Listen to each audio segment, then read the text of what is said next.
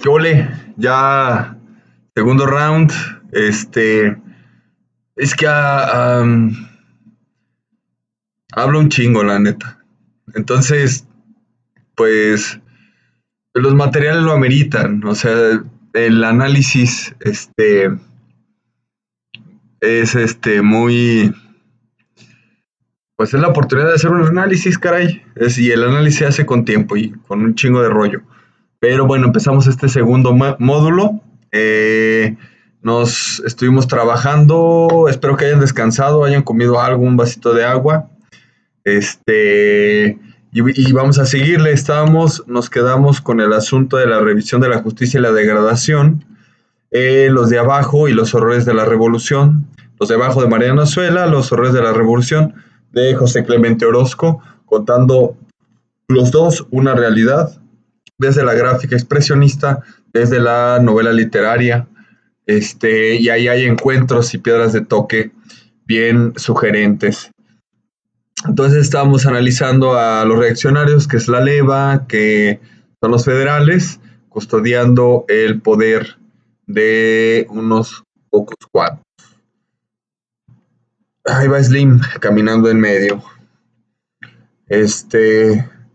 Igual ahí van los gobernadores, ahí van las empresarias, los empresarios, custodiados por el poder militar, que lo único que hacen que están custodiando es lo que, insisto, lo que representa, no su persona en sí.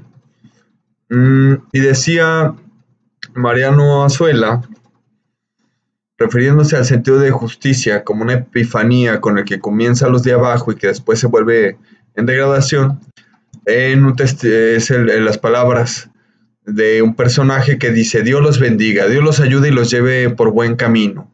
Ahora van ustedes, mañana correremos nosotros también a la revolución, huyendo de la leva, perseguidos por esos condenados del gobierno, que nos han declarado la guerra a muerte a todos los pobres. Es guerra de clases.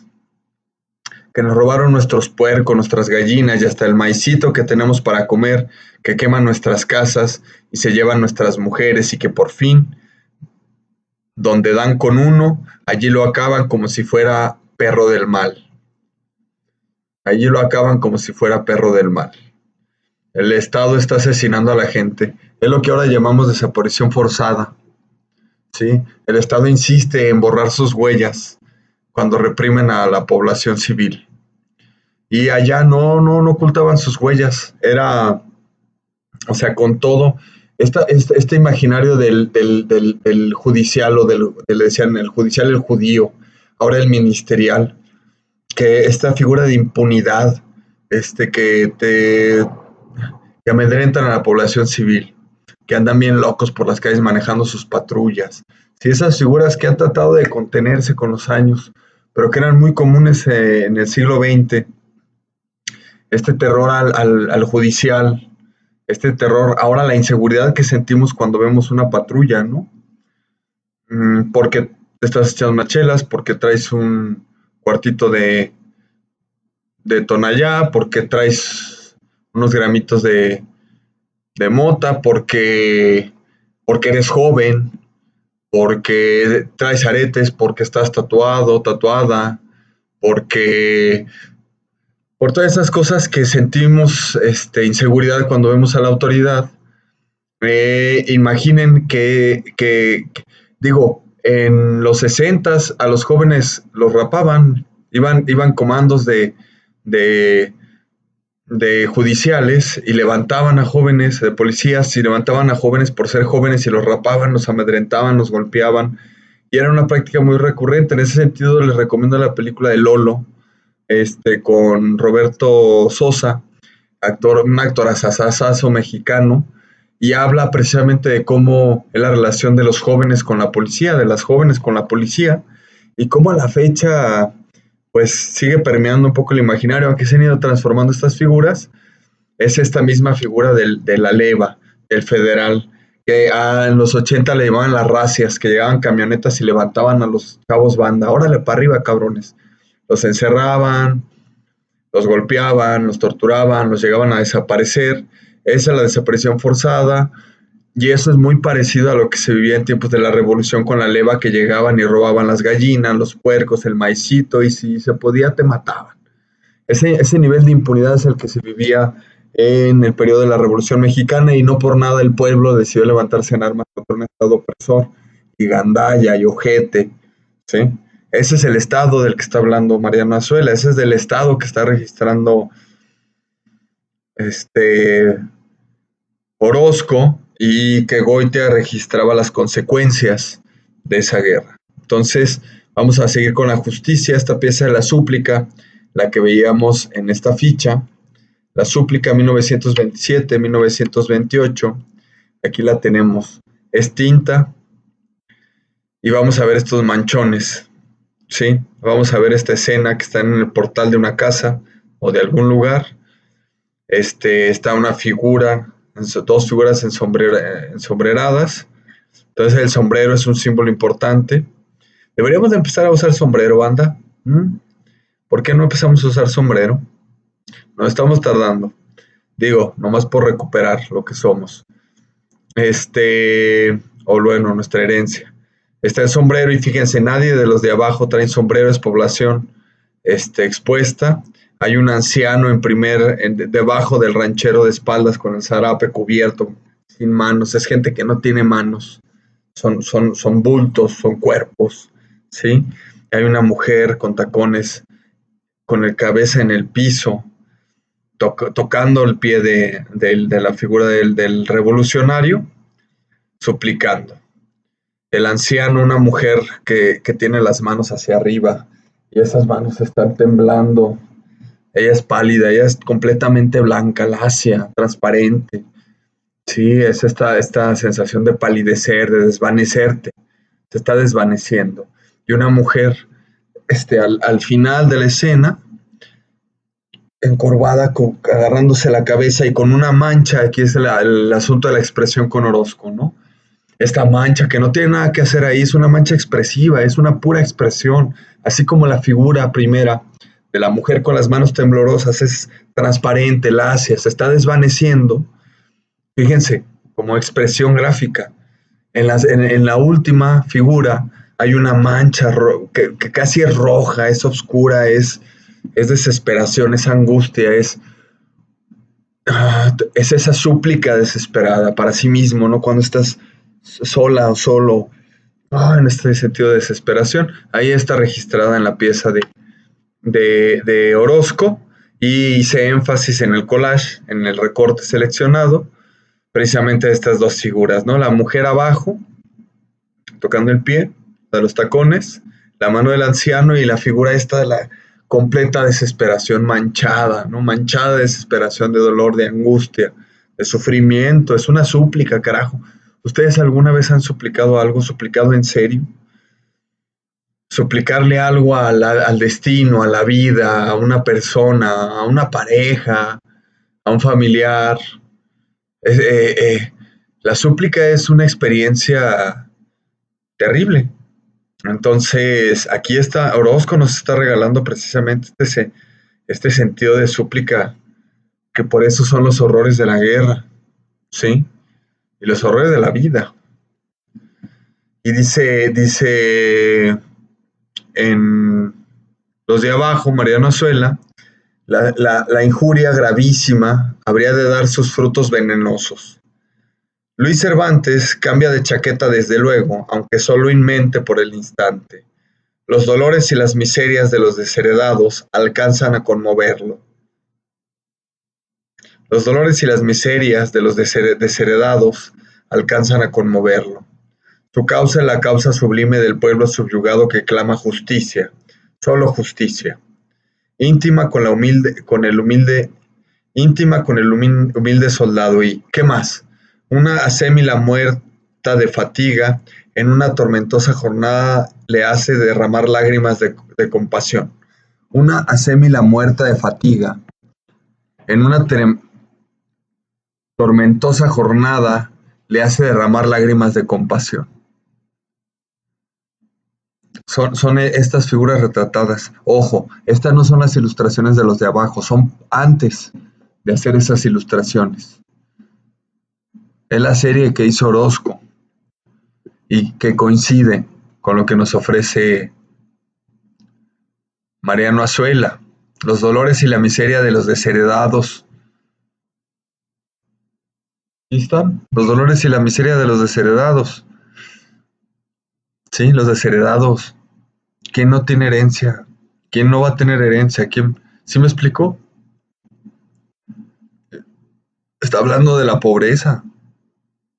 ¿Y qué más? Una sémila muerta de fatiga en una tormentosa jornada le hace derramar lágrimas de compasión. Esas jornadas, esa explotación. Ahora los derechos humanos, los derechos laborales, los derechos culturales, sí, pero aún así existe explotación y aún así tenemos jornadas. A veces nos sentimos muertas y muertos de fatiga de una tormentosa jornada de tormentosa jornada de trabajo. Llegas a la casa abatida, abatido, no quieres saber nada, estás, sí, suplicas. Aquí hay otra súplica, pero esta súplica se llama en vano. Esta es la degradación. Acá veíamos que hay una lágrima de compasión, ¿sí? Que revolucionario derrama lágrimas porque en esa súplica se ve a sí misma, a sí mismo. Ese dolor lo siente, ¿sí? Porque lo vivió y porque tiene empatía por ese sentimiento, este revolucionario del que nos habla Mariano Azuela. Y acá, en el que nos regala, nos representa, dibuja Orozco, vemos la degradación. Esta súplica se llama en vano. Vemos otra vez una súplica, pero ahora vemos una figura de un revolucionario cubierto en un zarape, en una tela que es de animal print, ¿sí? Es una piel, es una piel. Ahí Orozco logra representar la frivolidad, ¿sí? Es un revolucionario frívolo, no compasivo. Es un revolucionario indiferente, apático del sufrimiento de los demás. Yo estando yo bien, chíngase a la gente, ¿sí? Una está completa, una de las mujeres es con manchas negras. Esas manchas negras no tienen nada que hacer ahí. Son expresión de ese recogimiento, de ese tenderse hacia el frente, ¿no? De ese completo sometimiento por el favor del otro, ¿no? Es la entrega de la voluntad propia hacia el otro. Eso es lo que estamos viendo en estas. ¿Qué tiene que pasar para que entreguemos nuestra propia voluntad al otro, para suplicar? La mujer del vestido blanco se está casi cayendo, ¿sí? El eje ya va hacia el piso, se está casi arrojando a la figura de la frivolidad en una súplica de un favor, de un beneficio, de una consideración, ¿sí? Y el hombre encorvado, con una cara, no sé, con el ceño, ¿sí? Y la curva de su espalda, hay un completo sometimiento y hay resignación también, y los revolucionarios aparecen en vano, una súplica en vano, aparecen indiferentes ante este completo dolor que estamos presenciando en la imagen. Y bueno, ahí les puse un animal print para enfatizar el sentido de frivolidad de la imagen, donde cuando alguien tiene es incapaz de sentir algo por el otro, ¿sí? Cuando nos han suplicado a nosotros y a nosotros, también pensemos en eso. No solamente el suplicar, sino el ser objeto de súplica o sujeto de súplica. ¿Por qué nos han suplicado? ¿Y qué hemos hecho? ¿Qué se siente que te supliquen? ¿Sí? ¿Derramas una lágrima o te vale? Sí, esas son como dos situaciones, dos acontecimientos completamente distintos. Bien, de la degradación, otra vez los de abajo, con Mariano Azuela, muy similar a lo que nos presenta Orozco, dice dinero, pero ¿qué dinero quieren ustedes que tengan unas pobres niñas solas? Y vuelven sus ojos suplicatorios hacia el más cercano de los soldados. Pero luego los aprietan con horror. ¿Han visto al sayón que está crucificado a nuestro... ¿Han visto al sayón que está crucificando a nuestro Señor Jesucristo en el Via Crucis de la parroquia? ¿Han visto a Pancracio? Demetrio ordena el cateo. A un tiempo se precipitan otra vez las señoras Instalarse vuelven con una cartera polillada, con unos cuantos billetes de los de la emisión de Huerta. Demetrio sonríe y ya, sin más consideración, hace entrar a su gente. ¿Sí? Es en vano. Dinero, pero ¿qué dinero quieren ustedes que tengan unas pobres niñas? Y vuelven sus ojos suplicatorios hacia el más cercano de los soldados, pero luego los aprieta con horror. ¿Han visto al sayón que está crucificando a nuestro Señor Jesucristo en el Via Crucis de la parroquia? Los que están golpeando a Jesucristo como en Naranja Mecánica, que se imagina el protagonista de Naranja Mecánica en los relatos bíblicos, pero latigando al Cristo, gozando, ¿no? Del dolor del otro. Eso es el sadismo, pues. Y hay un agente sádico ahí, hay una figura sádica en el grabado de en vano, que son litografías. Hay sadismo, como en Naranja Mecánica hay sadismo, como en el crimen organizado hay sadismo, en la revolución hubo mucho sadismo, que tiene que ver con la impunidad, con la imposición de poder, ¿sí? Con la omisión del otro, con la deshumanización, con un montón de actitudes y acciones infrahumanas y bastante deplorables en este sentido. Y sí, le ponemos moral y hacemos un juicio de esto que estamos observando aquí. Degradación, más degradación. El general y la muchacha. Esta escena también aquí ya estamos entrando a la perversión, no solamente es degradación, sino a las perversiones de la revolución. Vamos a observarla y encontramos el lado izquierdo.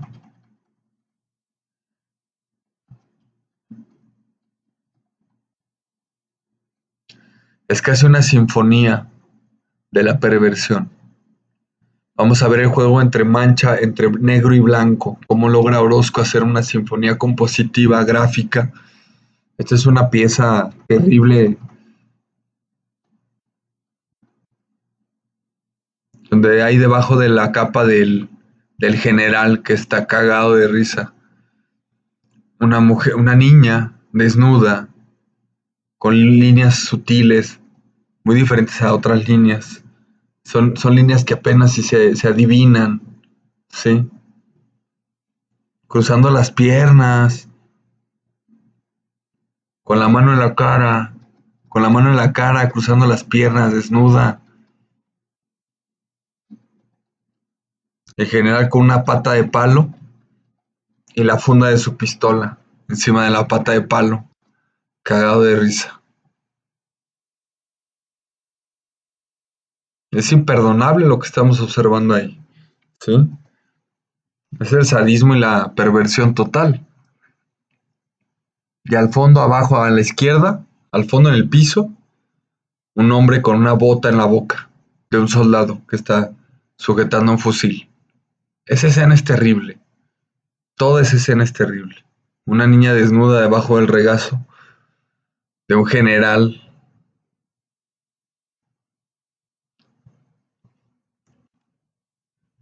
Aquí está un acercamiento al hombre con la bota en la boca. Es un grito contenido, ¿sí?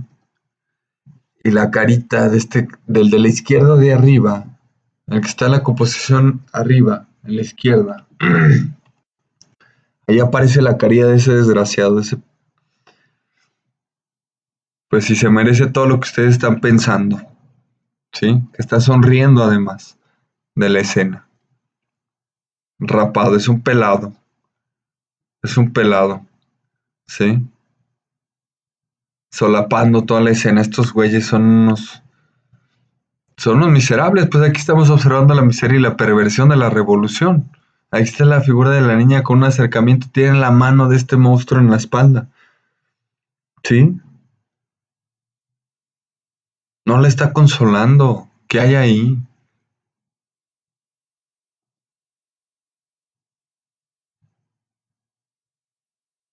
¿Cuál es el consuelo y cuál es la consecuencia de esa escena? Hay una mujer que está suplicándole al general, que está cayendo de rodillas enfrente de la figura del general y está suplicante, pero ahí hay implícitas un montón de cosas. Hay implícitas un montón de cosas que son muy difíciles de expresar.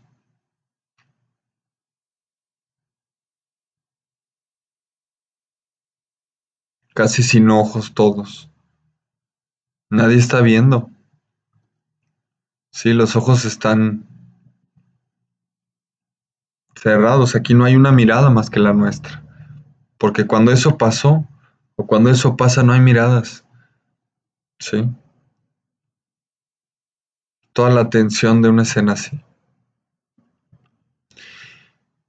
Dice Mariano Azuela, como perros hambrientos que han olfateado su presa, la turba penetra, atropellando a las señoras que pretenden defender la entrada con sus propios cuerpos. Unas caen desvanecidas, otras huyen, los chicos dan gritos, como perros hambrientos que han olfateado su presa.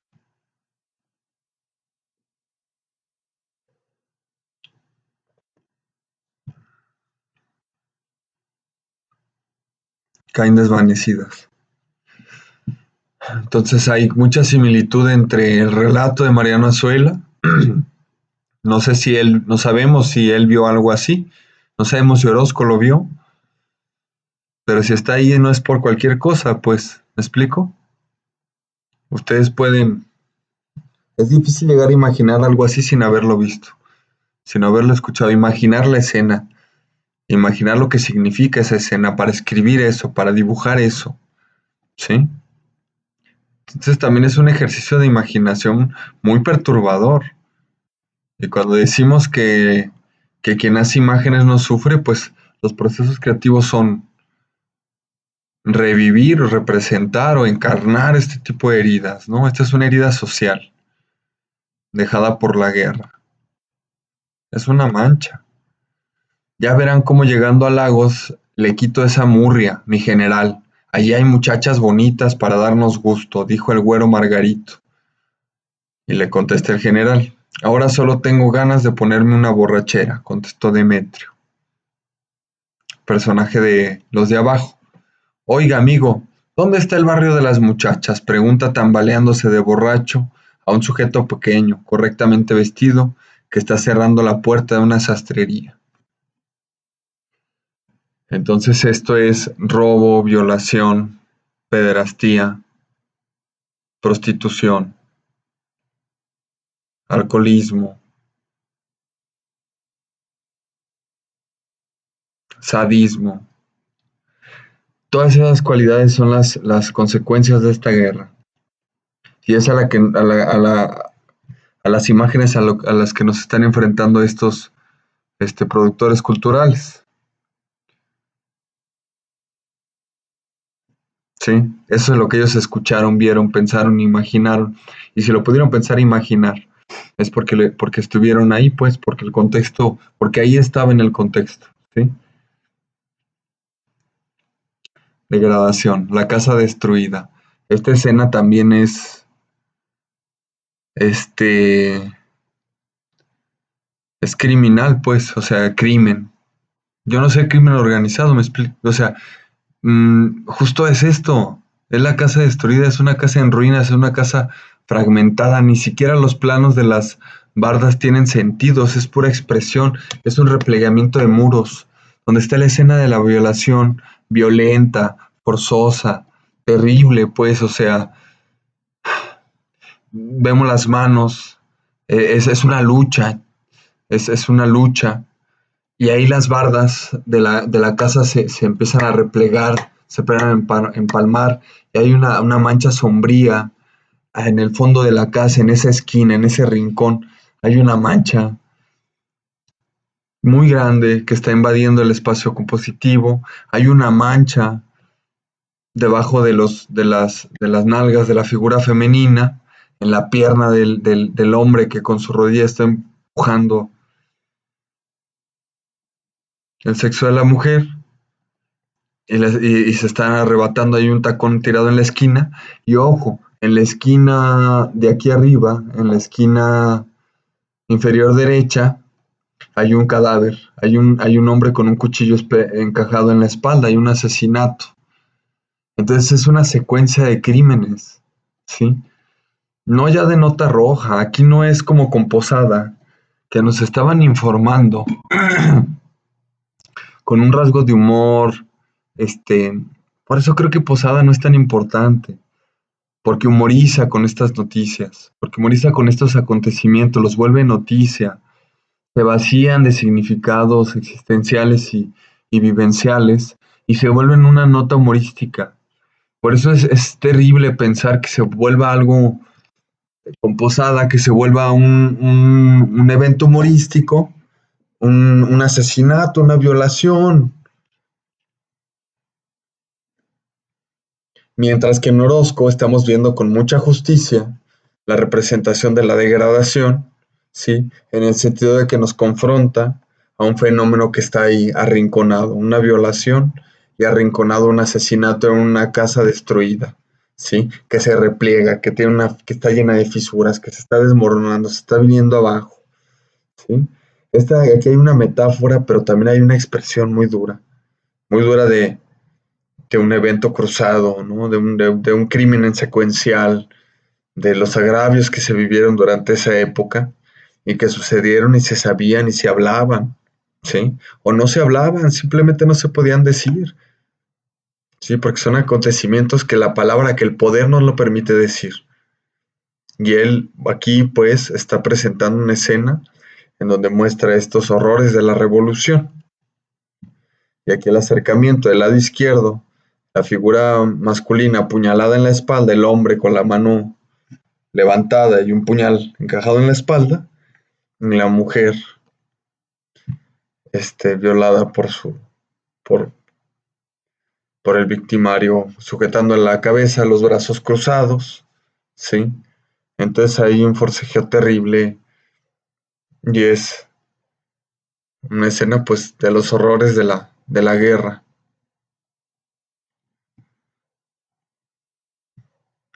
Y de los crímenes del zapatismo de 1913 de Antonio Damaso Melgarejo, novelista de la Revolución, él eh, comienza una campaña artística y cultural contra el zapatismo porque vivió y supo y experimentó las ruinas de ese movimiento, de ese grupo armado, particularmente el zapatismo, por eso se llaman los crímenes del zapatismo, y escribe con su pluma que cuántas niñas de 8 y 10 años deshojaron las corolas de sus flores todavía en botón. Cuántas niñas de 8 y 10 años deshojaron las corolas de sus flores todavía en botón ante la ferocidad de aquellas bestias humanas, que sin piedad mataban a los que se oponían, para dejarse caer furiosamente clavando los erectos nervios de sus garras en los cuerpecitos agonizantes de las púdicas doncellas.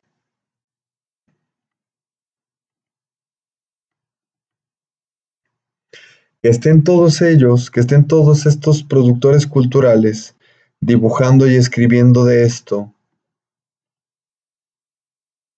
es una denuncia clarísima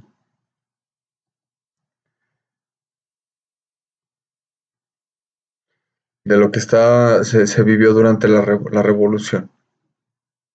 Porque en los periodos de guerra las mujeres, los niños, los ancianos, o sea, poblaciones que antes se entendían más como vulnerables y a la fecha pues son más vulnerables en función de los movimientos, en relación a los movimientos armados, son las primeras víctimas este, de toda la perversión que abarca y que empuja y que baña y que derrama la guerra. Y dice Mariano Azuela, dice una mujer, personaje de Mariano Azuela, dice, mátalos, exclamó la mujer con la garganta seca. Mátalos, exclamó la mujer con la garganta seca. Entonces, bueno, aquí hay una secuencia ensamblada de fragmentos de obras que nos están hablando de fenómenos, del fenómeno de la guerra, de la revolución en México, de hace 100 años de nuestra guerra, y nos está enfrentando de la manera más cruda, pero también la más significativa. Es una precaución, es una alerta, es una denuncia, es un grito ante lo que se estaba viviendo en la revolución. ¿Y dónde están las voces de esas mujeres, pues?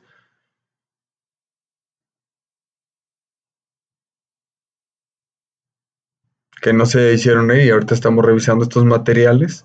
¿Y dónde están las voces de las mujeres? Pues ahora las escuchamos, esas voces, ¿no?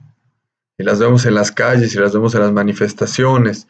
Y sabemos de las denuncias, sabemos de los movimientos sociales que con toda justicia se están manifestando, consecuencia de arbitrariedades, perversiones, atrocidades como las que estamos leyendo aquí. Entonces, bueno, voy a seguir. Yo sé que es difícil como soltar este tipo de emociones, pero continuamos con que todo es una única gran violencia voraz en la que se disuelve cualquier atisbo de perspectiva política y social. Por eso se entiende que Orozco no le interesa hacer política desde el arte, es decir, no está haciendo un posicionamiento político, porque no basta la política, porque la política minimiza, aprovecha, capitaliza todos estos acontecimientos, ¿sí? Hay un problema de expresión más, de testimonio, hay un problema testimonial de memoria, ¿sí? Significativa, más que una intención política de politizar un evento que no tendría por qué ser politizado, ¿sí? Por eso dice, todo es una única gran violencia voraz, es la que disuelve cualquier atisbo de perspectiva política y social. Son acontecimientos reales, ni siquiera es un acontecimiento social, son afectos, son cuerpos, son afectos, ¿sí? Los que estamos viendo violentados con esa voracidad de la Revolución Mexicana. Hay una escena pues en los de abajo que relata, y esto sí lo vamos a encontrar en esa edición que ilustró José Clemente Orozco, y aparece un colgado y debajo de él tres cuerpos. El semblante ensombrecido del colgado, así como la ausencia de ropa, la dislocación de uno de los cuerpos y la sobriedad del paisaje, crean una atmósfera aterradora que de nueva cuenta dificulta la lectura épica de la revolución. Más que la dignidad de un movimiento revolucionario, la ilustración muestra la degradación espiritual y corporal a la que conduce la guerra. Vamos a ver la pieza. Ahí está del lado izquierdo. Y eso es ilustración en la edición de los de abajo. Otra vez aparece esta terrible figura que vimos en Goya, que vimos en Goitia, que vimos incluso en Ruelas, que encontramos en Orozco, en Mariano Azuela. Entonces el territorio estaba poblado de estas figuras, ¿sí? El territorio estaba minado con estos estandartes del significado de la guerra, ¿no? De las consecuencias, de la experiencia de vivir la guerra. Vemos cuerpos, vemos afectos, no vemos una sociedad, no vemos líneas políticas, ¿sí? Y no es esta lectura épica que hicieron Diego Rivera, que hizo Siqueiros, y que incluso el mismo Orozco en otros de sus murales planteó. Pero creo que Orozco es el más crítico de los tres muralistas de la primera generación. O sea, a diferencia de Rivera y Siqueiros, que sí persiguen la utopía revolucionaria, que se sumen a una campaña de nacionalismo mexicano y que tratan incluso de curar y reparar y limpiar la memoria del pueblo a través de las imágenes, ¿sí? Y ahí sí hay perdón y olvido de lo que se vivió en la perspectiva oficial del Estado que empujaba Vasconcelos con todos estos grupos de personas, mientras que en Orozco no vemos este sometimiento a la campaña discursiva del Estado y vemos una fuerza expresiva que insiste en no olvidar, en señalar, en recordar, en perturbar, porque al final no es algo que podamos contemplar, no es algo que nos conmueve. O sea, estas imágenes no nos conmueven, ya me conmoví. Son imágenes que nos conmocionan, ¿sí? Y que nos perturban como espectadores y como espectadoras, como interlocutoras e interlocutores. Entonces no puede ser que hagamos caso omiso de las imágenes que estamos observando. Si nos llaman es por algo, por esa fuerza de denuncia, por esa fuerza testimonial, por esa fuerza de señalar el acontecimiento de la guerra y no volverlo a idealizarla, romantizarla, maquillarla, pausterizarla, darle todas las impurezas para volverla a un movimiento justo. No fue justo, fue resultado de la injusticia, fue persiguiendo la justicia, pero no hubo justicia en la Revolución Armada. Sí, hubo atropellos, hubo perversiones, violencia, violaciones, asesinatos, robo. Entonces, bueno, ¿qué es lo que saca lo peor del ser humano? La guerra, ¿no? ¿Qué es ese contexto en el que suceden estas atrocidades? La guerra es una llamada de atención a no pasar por alto estas atrocidades. Y por eso se llama Horrores de la Revolución, esta serie. Vamos a ver la pieza de los negros ahorcados de 1933. Esta fue posterior a la serie que estuvimos analizando atrás. Está en el Museo de Arte Americano y vemos a los negros colgados con llamas abajo y ahorcados de arriba. No tienen, apenas si tienen manos, tienen cuerpos más zoomorfos. Y aquí pues es el registro de la completa perturbación.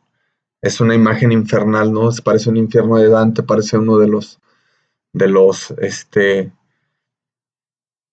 niveles del inframundo,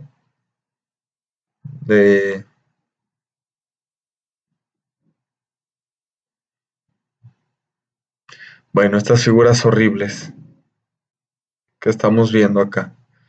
Explota el caos como posible representación de vacío de discurso. Lo que nos dice el autor de este texto es que José Clemente Orozco explota el caos como posible representación de vacío de discurso, es decir, no hay discurso aquí, no hay discurso político que justifique ni explique esta imagen. No hay un discurso político ni que justifique ni explique esta otra imagen. Ni esta, ¿sí? No hay ni explicación ni justificación discursiva ni ideológica frente a estas atrocidades, ¿sí? Aquí es donde se desvela el lenguaje, aquí es el fin nos estamos enfrentando al límite del lenguaje. Por eso enfatiza el caos como posible representación del vacío de discurso. Sus imágenes son expresivas, fuertes, caóticas, ¿sí? No hay una pretensión de realismo, hay otra cosa, hay una ausencia de discurso y hay un caos latente en todas estas imágenes. Parecen imágenes de pesadilla, ¿me explico? Las esporádicas intervenciones de algún intelectual para explicar tanto desorden como las de Luis Cabrera o José Vasconcelo también fracasan. Demasiado peso tiene la catástrofe y la confusión ideológica como para encontrarle el sentido de una revolución cuya mayúscula inicial es por el momento una típica muestra de la ampulosa retórica política. Los políticos pretenden discurrir en relación a la revolución, pretenden discurrir a un proyecto de nación, a un proyecto de patria, ¿sí? Frente a lo que venía arrastrándose en consecuencia, ¿sí? Generaciones que vivieron la revolución y generaciones que heredaron y que heredamos la revolución, y pretender hablar de una revolución, ¿sí? Se vuelve pura retórica, ampulosa, ¿no? Política. Entonces, bueno, aquí hay una confrontación, entonces sí hay un posicionamiento político. El posicionamiento político es, esto no es política, esto es una denuncia, esto es un testimonio, esto no es política, esto no es retórica, esto no es discurso. Entonces, ya para ir cerrando, vemos que decía Orozco en uno de las citas que se encuentran en los artículos que tratan el tema, que Orozco dice no a la versión oficial de nuestra historia, no al clericalismo, no a la burguesía y no a las sectas, ¿sí? Él está confrontando, entonces hay política en relación a que hay una posición frente al fenómeno, ¿sí? Pero no es no es sectaria, no es burguesa, no es clerical, ni es histórica ni oficial, ¿sí?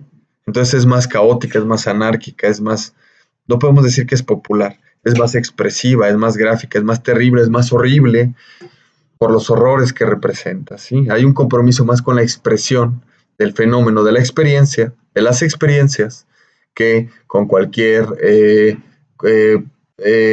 parte de política que pretende tener algún beneficio con esta campaña. En el caso de Orozco creo que es el que se mantuvo más al margen de estas posibilidades. Y los horrores de la revolución, desde el título, evoca claramente los desastres de la guerra. De Goya, la serie de grabados de Goya. A pesar de que Orozco era un admirador confeso del pintor español, siempre le incordió que lo compararan con él. Al parecer fue José Juan Tablada, que lo leímos con Ruelas, el primero en señalar las similitudes. Orozco merece ser llamado el Goya mexicano por su humor amargo, su vena caprichosa, el inquietante y casi torturante espectro del que se vale para poner de manifiesto los esenciales de la sombría humanidad que pinta. Los esenciales de la sombría humanidad que pinta. Cardoso y Aragón pronto se sumó a la comparación. Fue un excepcional creador de monstruos como Bosco, Bruegel, el Viejo, Goya y algunos de los grandes poetas románticos. Entonces recordamos a los decadentistas, pero vemos que no hay una similitud clara con el decadentismo idílico, fantasioso, ¿sí?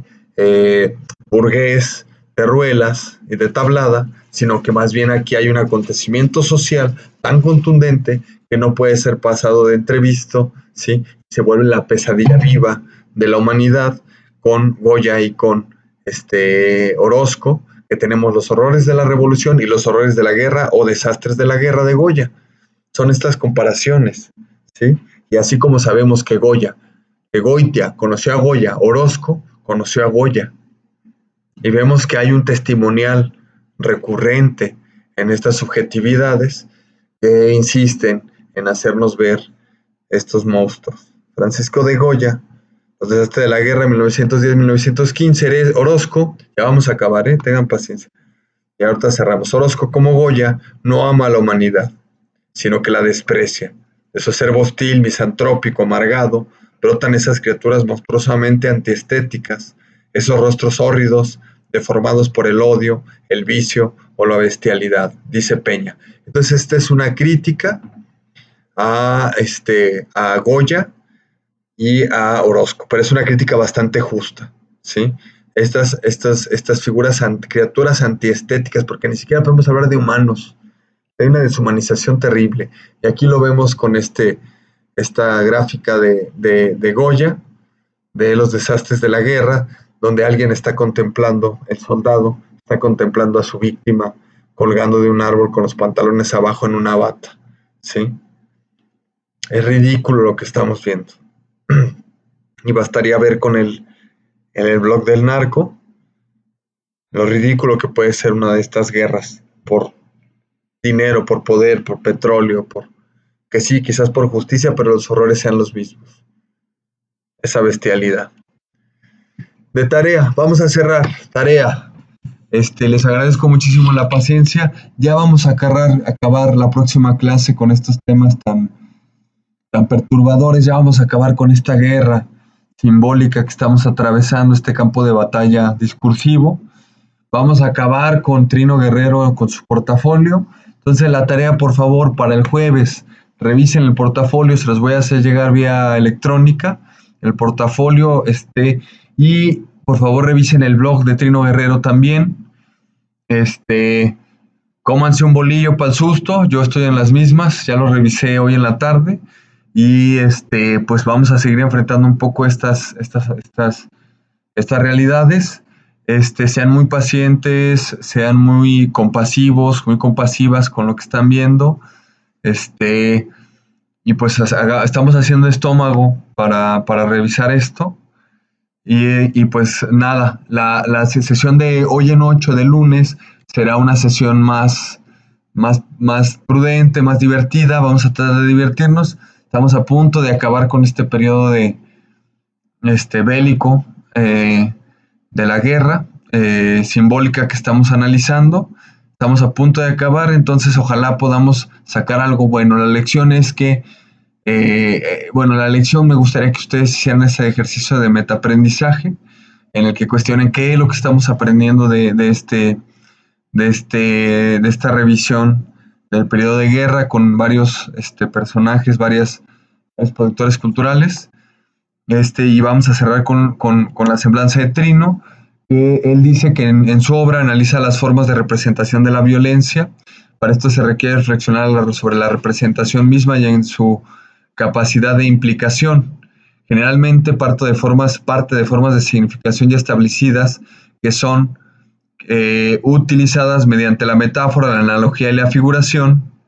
En términos de la semiótica de Peirce sería símbolo, índice, ícono.